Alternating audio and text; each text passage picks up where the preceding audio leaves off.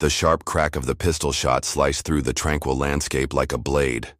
Marcus Jones, a tall black man, froze in the middle of the dark asphalt, his usually calm and resolute face now twisted with unbearable pain and shock.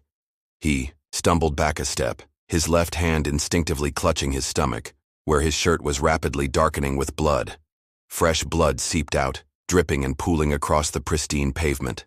His right hand still loosely gripped the cell phone he'd just pulled from his jacket pocket. His eyes, wide with disbelief, locked onto the white police officer standing just a few steps away, as if silently pleading for answers.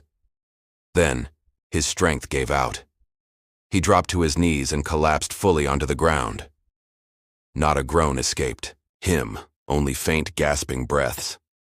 Officer Daniel Hansen stood frozen, his Glock 19 still raised, a thin wisp of smoke curling lazily from the hot barrel. His face was a strange mix, lingering anger, a warped satisfaction from wielding power, but also confusion, a dawning shock as his mind began to process the sight of the man lying motionless in a pool of blood at his feet.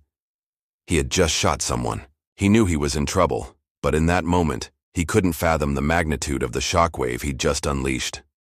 Just an hour before this tragedy, Marcus Jones's sleek black Lexus ES350 glided smoothly along the interstate, heading toward Oakmont. Inside, the cool air from the air conditioning contrasted with the warm late autumn afternoon outside. Marcus, 50, had just wrapped up a long, grueling week at the Pentagon in Arlington, Virginia. He was a lieutenant colonel in the United States Army, a senior staff officer with nearly 3 decades of service. His career was marked by remarkable achievements, challenging overseas assignments, and quiet contributions to national security. Colleagues respected him for his sharp intellect, iron discipline, and natural leadership. But this weekend, he wasn't Lieutenant Colonel Jones, the strategist. He was simply Marcus, a devoted son on his way to visit his aging mother, Martha, who lived alone in the upscale Summit Ridge Estates neighborhood since her husband, a prominent lawyer, passed away a few years earlier. He'd called ahead, promising to stop by her favorite bakery to pick up the strawberry shortcake she always raved about. He smiled at the thought of her joy at seeing him and his small gift. He slipped in a classic jazz CD, The Familiar Melodies, helping him unwind after the short flight from Washington, D.C. The Lexus turned onto the private roads of Summit Ridge Estates, a world apart from the city's hustle and bustle. $1 million mansions nestled behind sprawling, impeccably manicured gardens. The streets were spotless and silent, save for the occasional luxury car. Wealth, privacy, and order reigned supreme. Marcus slowed down, strictly adhering to the 25-mile-per-hour speed limit. He drove cautiously, mindful of the neighborhood's serene atmosphere. Unbeknownst to him, his presence in the luxury car had caught the eye of Officer Daniel Hansen of the Oakmont Police Department, who was patrolling the area. Hansen, a white man in his 40s, harbored deep-seated racial prejudices, though he rarely admitted them openly. To Hansen, a black man driving an expensive car in an affluent all-white neighborhood like Summit Ridge was an immediate red flag. He didn't care who the driver was, what he did, or if he had a legitimate reason to be there. The color of his skin and the car were enough to trigger Hansen's biased instincts. "Look at that," Hansen muttered to himself in his patrol car as the Lexus passed in the opposite direction. "There he is again, probably up to something illegal, drug dealing or maybe theft. Let's check it out." Without hesitation or any traffic violation to justify it, Hansen jerked the wheel, swung his Ford Interceptor utility around, and floored the accelerator to follow the Lexus. He flicked on the red and blue lights mounted on his cruiser's roof, signaling the car ahead to pull over. Marcus Jones glanced in his rearview mirror, spotting the flashing lights closing in. He let out a small sigh, a flicker of annoyance in his voice. He knew he hadn't been speeding or doing anything wrong. Maybe it was a routine check, or perhaps his out-of-state license plate had piqued the officer's curiosity. Either way, he knew the drill. With the composure of a seasoned officer, he signaled a right turn, slowed down, and pulled the Lexus neatly to the side of the road, stopping in the shade of a towering maple tree, its leaves just starting to blaze a brilliant orange. He turned off the engine, cracked the driver's window about halfway, and placed his hands on the steering wheel at the 10 and 2 positions, a standard gesture to signal cooperation and non-aggression. He waited for the officer to approach. Officer. Hansen parked his cruiser a few meters behind the Lexus, maintaining a textbook safe distance. But his exit from the vehicle was anything but professional. He slammed the car door shut, his stride cocky, his right hand never straying far from the Glock holstered at his side. He sauntered toward the Lexus, his eyes scanning the expensive car with suspicion and a hint of barely concealed envy. He stopped by the driver's window and leaned down to peer inside. "License and registration," Hansen barked, his tone curt.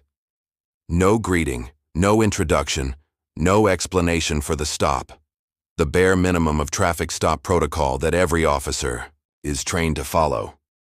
Marcus Jones, though stung by the disrespect, responded with calm politeness. His voice was deep, clear, and devoid of fear or nervousness. "Hello, officer. Is there a problem? Did I do something wrong?" Hansen didn't answer directly. Instead, he locked eyes with Jones, his gaze raking over him from head to toe, lingering on his smart but not overly formal attire. "The problem is you're here," he said, his voice taking on a challenging, contemptuous edge. "What the hell are you doing in Summit Ridge Estates? This ain't your place. Hand over your papers. Now." The officer's rudeness and baseless accusations shocked and angered Marcus Jones. He'd traveled the world, faced all kinds of situations, but being treated like a criminal in a quiet neighborhood in his own country, solely because of his skin color, was intolerable. Yet his military discipline was ingrained. He took a deep breath, striving to stay calm and keep his emotions in check. He knew confronting an agitated officer could escalate things. Slowly, he reached into the glove compartment on the passenger's side and retrieved a brown leather wallet and a neatly clipped sheaf of documents. "I'm on my way to visit my mother, officer," he explained, still striving for calm. "She lives down the road on Oak Lane. Here's my driver's license, registration, and insurance." He carefully passed them through the window. Hansen snatched the documents from Jones's hand, his demeanor brash. He flipped through the driver's license, noting the name Marcus Aurelius Jones and a permanent address in Alexandria, Virginia. "Oh, Virginia," Hansen sneered, tossing the papers back to Jones. "Pretty far from home, huh? Visiting mom? Sounds suspicious. Or maybe you're scoping out houses to tip off your buddies." He smirked, an ugly grin that betrayed his contempt. At this point, Marcus Jones's patience snapped. He could no longer stay silent in the face of such blatant insults and groundless accusations. "Officer," he said, his voice turning cold and firm, no longer conciliatory. "Your attitude and words are completely unacceptable. You're abusing your authority and acting in an unprofessional, discriminatory way. I've done nothing wrong. I demand you stop this immediately and let me go." The sharp, authoritative words of a man used to giving orders and being respected, like Jones, poured fuel on Hansen's pride and prejudice. He felt challenged, belittled by a black man he despised. His face flushed red with rage. "You dare tell me what to do? Who do you think you are? I'm suspicious of you, got it? Get out of that damn car now, I'm checking for drugs or weapons," he shouted, his right hand repeatedly slapping the Lexus's window, making threatening thuds. Marcus Jones met Hansen's furious glare head-on. He realized the situation was turning dangerous. The officer was clearly losing control, driven by pure prejudice. Staying in the car might be seen as non-compliance, potentially inviting Hansen to smash the window or take even more violent action. Jones made a split-second decision, one he hoped would de-escalate the situation and show his cooperation. He'd step out, face the situation calmly and openly. Maybe being outside in view of potential witnesses would force the officer to restrain himself. He took a deep breath to steady himself, calmly switched off the car, and unbuckled his seatbelt. He opened the door slowly and stepped out, standing tall beside his gleaming black Lexus, facing Officer Hansen directly. He locked eyes with Hansen, his gaze unwavering. "All right, officer, I've stepped out as you asked.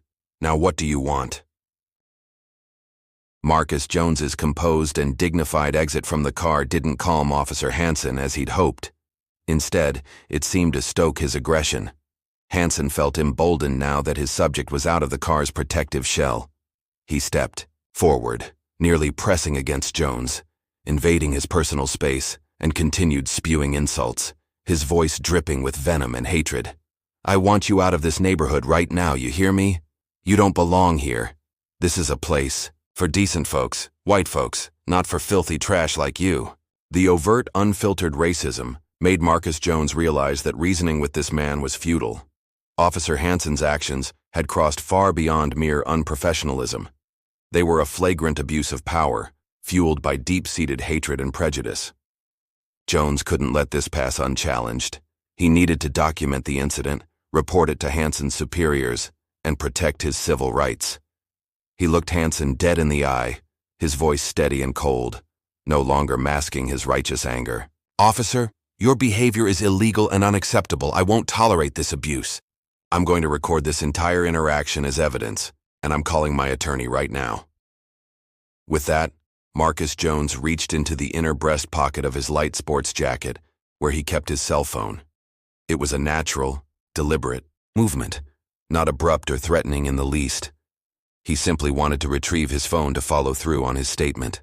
But to Officer Daniel Hansen, consumed by rage and warped by prejudice, the gesture was interpreted in the worst possible way.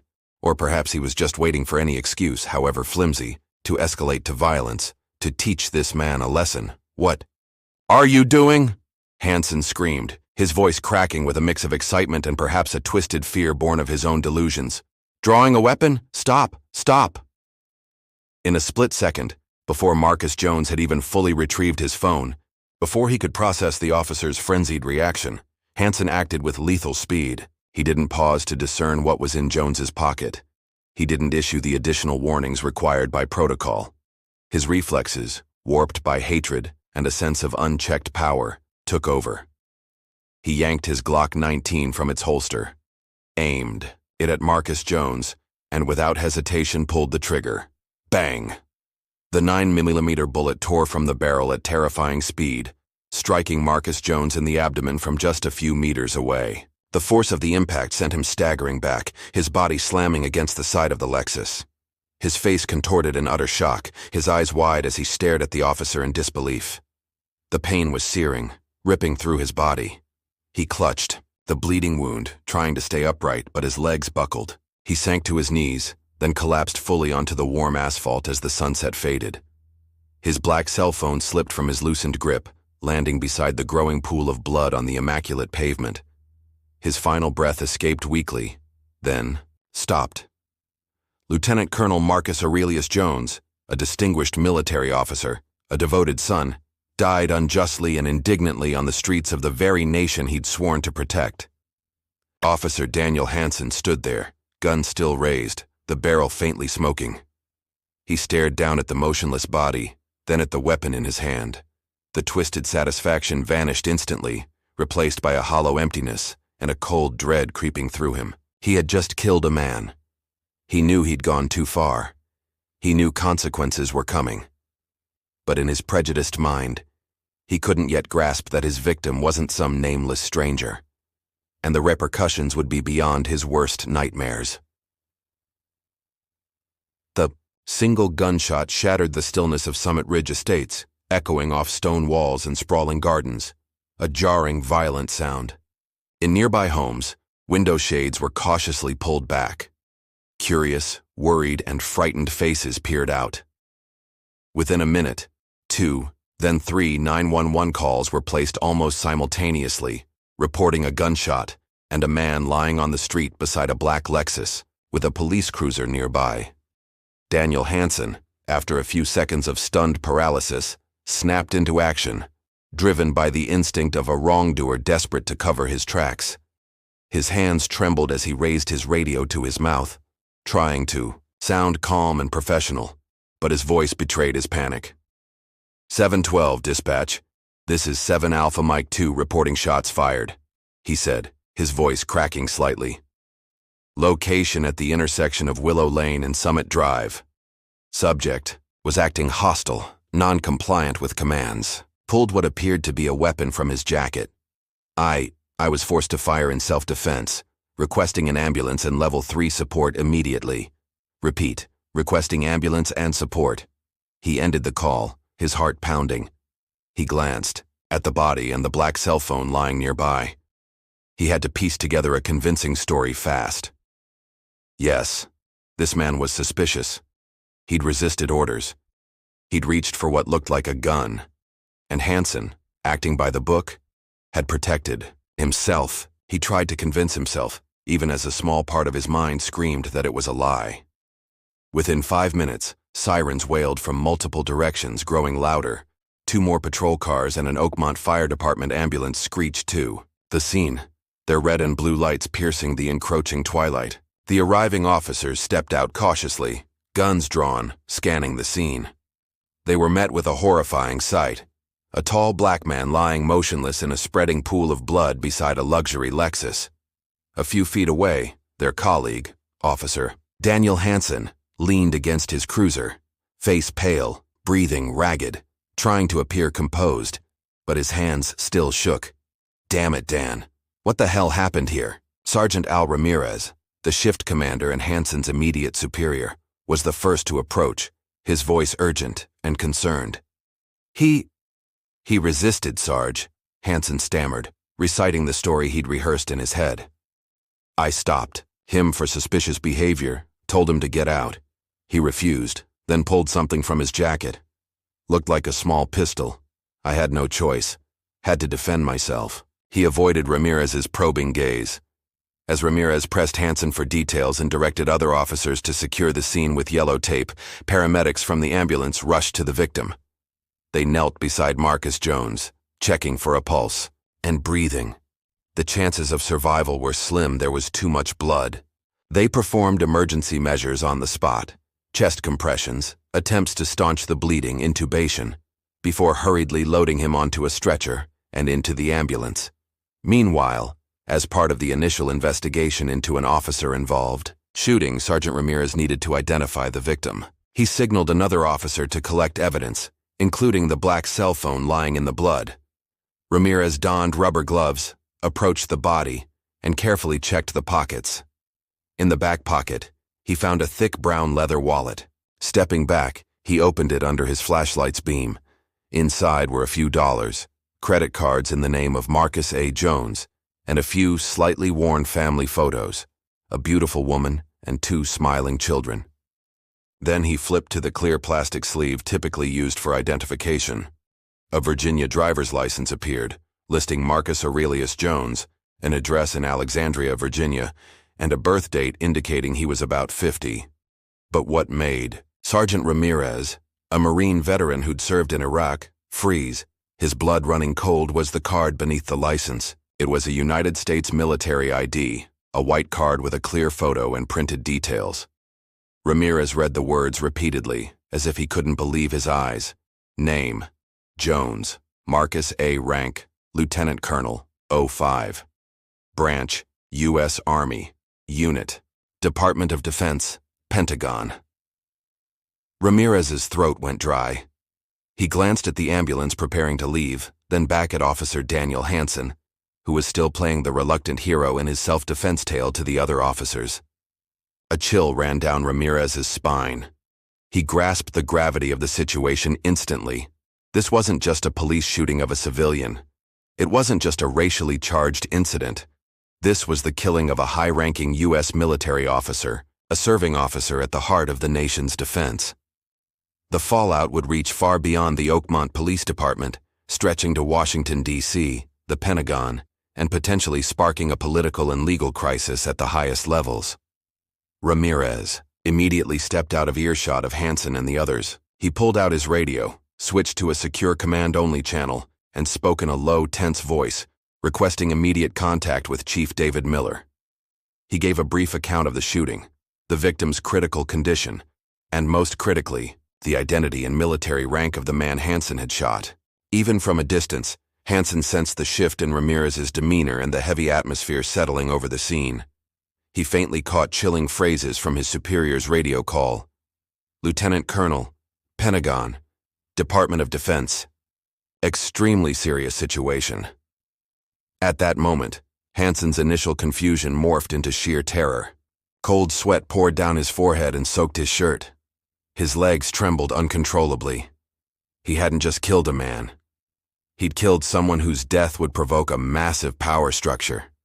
He knew his life and career were over. All he could hope for now was to avoid the worst possible outcome. The ambulance's siren wailed, cutting through the falling night as it raced toward Oakmont Medical Center. Inside, medics fought to save Lieutenant Colonel Jones, but the wound was catastrophic. The bullet had torn through vital organs, causing massive blood loss. At the hospital, a team of top surgeons was mobilized, rushing him into the emergency operating room for a grueling battle to save his life. News of the incident and the victim's extraordinary identity prompted hospital leadership to alert higher authorities, but despite their efforts, it was futile. At 9:17 p.m. that night, Lieutenant Colonel Marcus Aurelius Jones's brave heart stopped. He took his last breath on the operating table, far from his family, far from his unit. His life of service ended by a senseless, prejudiced act of violence. News of Lieutenant Colonel Jones's death, along with the initial details of the tragedy, an unjustified traffic stop, racist insults, and a fatal shot as he reached for his phone, didn't just shake Oakmont. Through swift military and government channels, it rocketed hundreds of miles to the cold marble halls of the Pentagon in Arlington, Virginia, just across the Potomac River from Washington, D.C. When the news was confirmed and fully briefed to the Pentagon's top brass, it unleashed not just shock and grief, but a tidal wave of fury. A rare public outpouring of rage from senior military leaders. Marcus Jones wasn't just a name on a roster. He was a respected officer, a friend, a mentor to generations of soldiers. He embodied the best of the U.S. Army: discipline, honor, courage, and dedication. His brutal, senseless murder by a local police officer in circumstances clearly driven by racial profiling was an intolerable insult to him, his family, and the entire Army. In his spacious office overlooking the Potomac, 4-star General James Harrison, Vice Chief of Staff of the U.S. Army and a colleague of Marcus Jones for over 20 years, took the final call. The grizzled general's battle-hardened, stoic face flushed with anger, his blue eyes blazing beneath bushy brows. He slammed the phone down, the sound reverberating in the quiet room. "Unbelievable, unacceptable," General Harrison roared, his usually steady voice hoarse with rage. He paced the room, hands clenched behind his back. Marcus, gunned down in the street like an animal, just because he was black, by a local cop in this country, the country he swore to protect with his life. "Damn it, we won't let this slide." General Harrison's fury rippled through the Army and Department of Defense's highest echelons. Emergency meetings were convened that night. The decision was swift and resolute. The Pentagon wouldn't directly interfere in the civilian legal system's criminal investigation and prosecution, but they'd leverage every resource, every ounce of political and legal influence, to ensure justice for Lieutenant Colonel Jones was swift, severe, and thorough. They wouldn't tolerate a cover-up, delay, or half-hearted handling of the case. The Pentagon's machinery roared into action. General Harrison personally called the governor of the state where Oakmont was located, conveying the Defense Department's profound concern and urgency. Similar calls with clear and unmistakable messages were made by other senior generals to Oakmont's mayor, state senators, and congressional representatives, urging a transparent and fair investigation. An official letter was dispatched to the U.S. Department of Justice in Washington, D.C., requesting the FBI's Civil Rights Division investigate potential federal civil rights violations. The unspoken but clear message: the Pentagon was watching every move, and they'd accept nothing less than full truth and justice. The weight of one of the world's most powerful institutions began to bear down on the small town of Oakmont. Sheriff David Miller and District Attorney Isabella Rossi felt the heat from Washington, D.C.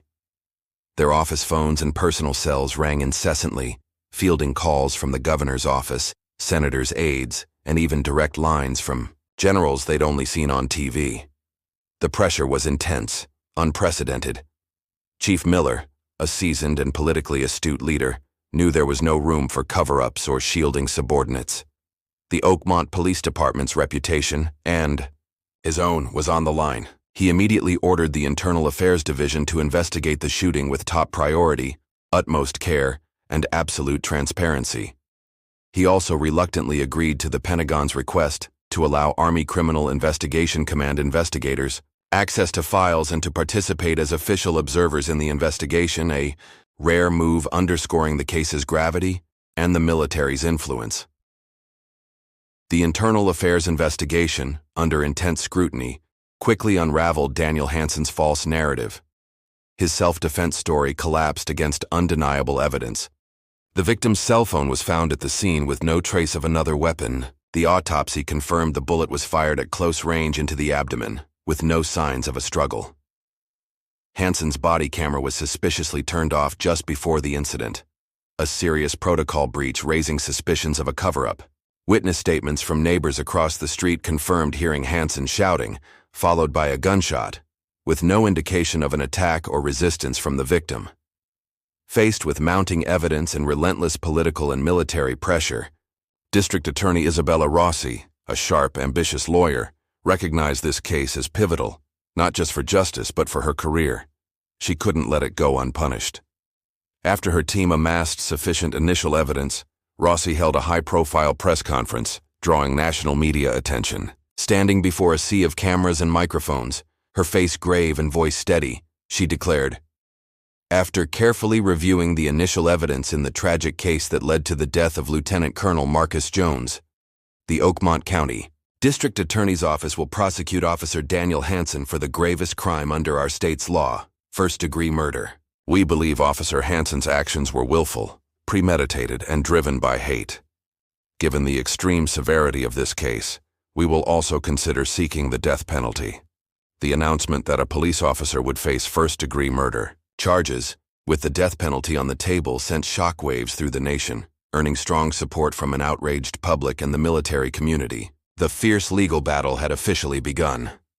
Amid the media and legal storm, Lieutenant Colonel Jones's widow, Eleanor Jones, emerged as a symbol of grief, dignity, and resolve. She flew to Oakmont from Virginia with her 2 adult children to attend her husband's funeral and closely follow the case. At a solemn memorial service in a local church, attended by city, state, and military officials, Eleanor, dressed in simple black, delivered a brief but heart-rending speech. She didn't cry but spoke in a choked yet firm voice about her remarkable husband, a brave soldier, loving father, loyal partner, and exemplary citizen. Marcus lived a life of purpose, dedicated to his family and country, she said, her gaze steady. He believed in justice, honor, and equality. He fought for those values in far-off places around the world. Yet in the end, he was brutally and unjustly taken in his own homeland by the very hatred and prejudice he stood against. We don't seek revenge. We seek justice. Justice for Marcus, so his death won't be in vain. So no other wife, mother, or child endures this unbearable pain. Eleanor's speech went viral. The image of a strong black woman, grieving but unbroken, inspired widespread sympathy. The military and veteran communities across the U.S. rallied behind the Jones family. Major veterans organizations, military advocacy groups, and civil rights activists united, holding vigils, raising funds for the family's legal support, and fueling a wave of public pressure demanding the harshest punishment for Daniel Hansen. The tragedy of Lieutenant Colonel Jones was no longer just one case. It became a rallying cry against injustice and a demand for systemic change. Months later, Officer Daniel Hansen's first-degree murder trial began in Oakmont County Superior Court. From day one, it captivated national and international attention. Security around the courthouse was unprecedented. Major news outlets sent their top reporters. Courtroom 1, the largest in the building, was packed. The front rows behind the prosecution's table were reserved for Eleanor Jones, her 2 children, and a delegation of senior military officers in full-dress uniforms, including General James Harrison on key days. Their presence was a silent but potent reminder of the victim's stature and the Pentagon's scrutiny. Behind them sat activists, reporters, and members of the public, jostling to take notes and photos.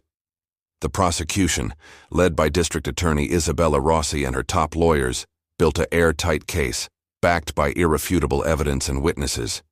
They meticulously reconstructed the events of that fateful afternoon. Hansen's sighting of Jones's Lexus, his baseless decision to stop the car, his racist and profane remarks, and the moment he fired on Jones for reaching for his phone. Lieutenant Colonel Jones's cell phone, sealed in an evidence bag, became a centerpiece. Rossi held it up to the jury. "This," she said, her voice resolute, "is the weapon Officer Hansen claimed to see. A cell phone. A phone, Lieutenant. Colonel Jones intended to use to record the defendant's misconduct and call his attorney to protect his rights. For that, he paid with his life." They called forensic experts to analyze the wound, shot angle, and distance. They brought in police use of force experts to prove Hansen's actions were unjustified, unnecessary, and a violation of all training protocols. A neighbor testified to hearing Hansen's shouts followed by a gunshot, with no sign of a struggle. They presented evidence of Hansen's prior reprimands for arrogant and discriminatory behavior, showing a pattern, not a one-off act. Testimony from officers at the scene was critical too. Though reluctant to testify against a colleague, under oath and sharp questioning, they admitted Hansen's panic, inconsistent explanations, and the absence of evidence supporting self-defense. But the most powerful moment for the jury came when Eleanor Jones took the stand. She spoke of her 30-year marriage to Marcus, his quiet sacrifices for the nation, and his love for their family.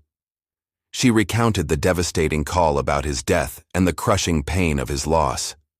She showed no hatred, only profound grief and a simple, powerful plea: "Please give my husband justice. Let justice be done." Tears streamed down the faces of many in the courtroom, including several jurors. The defense, led by a seasoned police attorney, fought to save their client. They portrayed Hansen as an ordinary officer under intense pressure, acting in a split-second high-stress situation where he genuinely believed his life was at risk. They emphasized Jones's hand reaching into his jacket, arguing Hansen couldn't distinguish a phone from a weapon. They downplayed the racial slurs as a heated exchange, not reflective of Hansen's character, and called colleagues to vouch for him. But against the weight of physical evidence, objective witness testimony, the victim's unique status, and public outrage, the defense's arguments seemed flimsy and unpersuasive. The momentary misunderstanding claim crumbled under Hansen's unjustified stop and sustained abuse.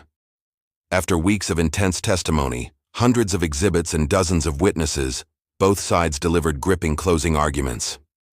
The 12 jurors, 7 women, 5 men, racially diverse after a meticulous selection process, retired to deliberate Daniel Hansen's fate. The nation seemed to hold its breath. News channels broadcast live from outside the courthouse. After 2.5 days of deliberation, relatively short for such a complex murder case, word came that the jury had reached a verdict. The courtroom was thick with tension as the jurors filed in, their faces unreadable. Daniel Hansen sat at the defense table, pale, hands clasped tightly, trembling slightly. Eleanor Jones sat upright in the front row, gripping her children's hands. The judge called for order and turned to the jury foreman, a middle-aged woman. "Madam Foreman, has the jury reached a unanimous verdict?" "Yes, Your Honor," she replied, her voice clear. "On the charge of first-degree murder against the defendant, Daniel Hansen. What does the jury find?" The foreman took a deep breath, looked straight ahead, and read from the paper in her hand. "We, the jury, having considered all the evidence, find the defendant, Daniel Hansen, guilty." A collective gasp rippled through the courtroom. Hansen slumped in his chair, drained, hands covering his face. Eleanor Jones closed her eyes, shoulders trembling as tears she'd held back finally fell.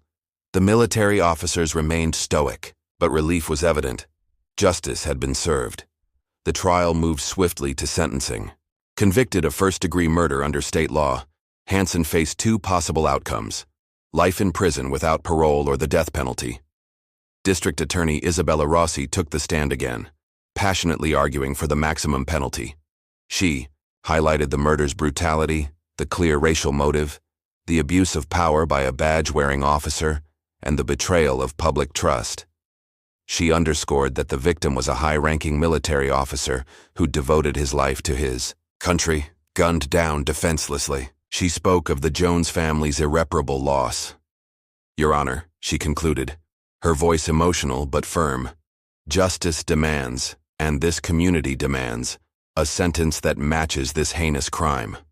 We believe the only appropriate sentence in this case is the death penalty." The defense presented mitigating factors, citing Hansen's difficult childhood, his family, his years of service, and potential for reform.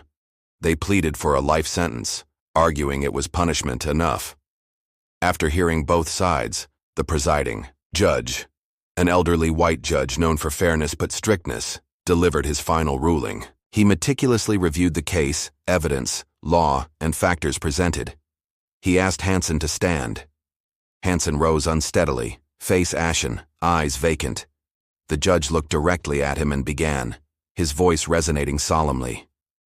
"The defendant's actions that day," he said, his tone stern, "were cruel, unconscionable, and utterly unjustifiable. The defendant let blind hatred and prejudice guide his actions, causing an irreversible tragedy. This crime demands the most proportionate punishment under the law, to affirm the value of the life lost, to deter future acts of this nature, and to achieve full justice." The judge took a deep breath, fixed his gaze on Hansen, and declared, "After considering all factors, by the authority vested in this court by the laws of this state, the court sentences the defendant, Daniel Hansen, to the penalty of death." The courtroom fell silent. A death sentence for a police officer for an on-duty killing was extraordinarily rare, almost unprecedented in the state, and exceedingly rare nationwide. It was a stunning decision, the strongest possible message.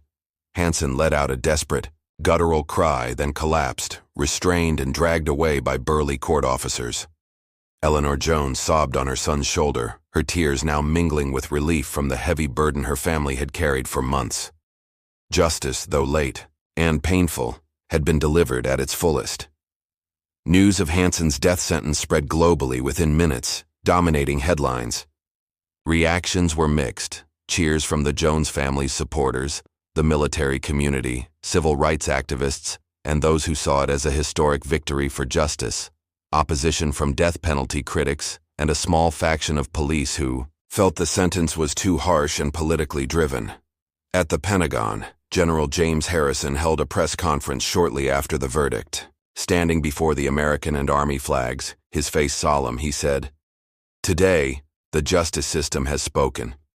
Justice has been served for Lieutenant Colonel Marcus Jones, a brave soldier, a cherished son of the U.S. Army, and for his family. This severe sentence sends a clear message. No one is above the law, and the U.S. military will always stand for its soldiers and seek justice at all costs. But this victory cannot bring Marcus back. We will forever honor his service, courage, and sacrifice. We pledge to continue working tirelessly to eradicate racism and injustice from our ranks, and to help build a nation where every citizen, regardless of color or background, is treated with dignity and respect." Eleanor Jones, in a brief media statement, expressed gratitude to the district attorney, jury, judge, and all who supported her family. "No sentence can truly heal our wounds or bring Marcus back," she wrote. "But we hope today's justice is a step forward.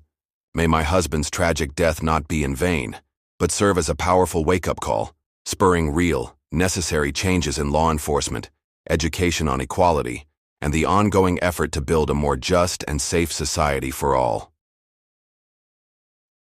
The story of Lieutenant Colonel Marcus Jones and Officer Daniel Hansen ends with a death sentence, a remarkable, controversial outcome. It stands as a testament to how the justice system can function under immense pressure and scrutiny. But it also leaves lingering questions about the nature of justice, equality before the law, and the deep fractures still present in modern American society. The Pentagon's fight for justice for one soldier succeeded, but the broader battle for true justice for all remains far from over. Thank you for listening to this story. If you found it compelling, please like and subscribe to the channel so you don't miss our next meaningful tale. Tomorrow, we'll bring you another powerful story.